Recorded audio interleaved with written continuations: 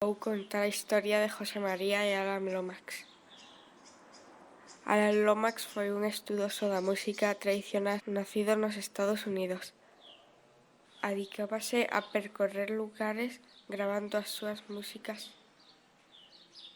Entre xuño e decembre de 1952 pasou por España coa súa gravadora. En novembro de ese ano chegou a Galicia. En Galicia pasou por Ourense, Ribadavia, Fisterra, Corcubión e outros lugares. O 27 de novembro, mentras viaxaba cara a Luíntra, chegou a San Miguel. Nesa aldea coñeceu a José María Rodríguez e o seu pai.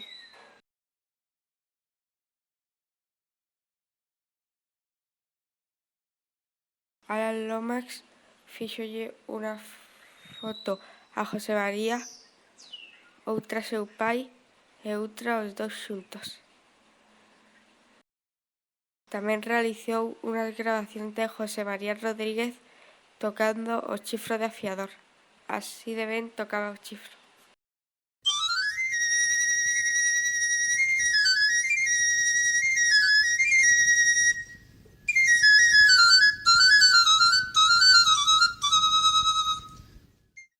En 1955, Alan Lomax publica o disco sobre música tradicional española.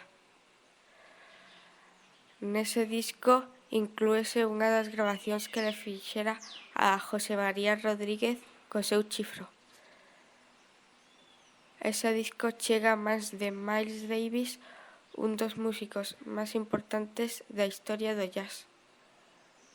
En 1960, Miles Davis publica o seu disco Sketches of Spain. A Miles Davis debeulle gustar o toque de chifro de José María Rodríguez, que se inspirou nel para compoñer o tema The Pan Piper.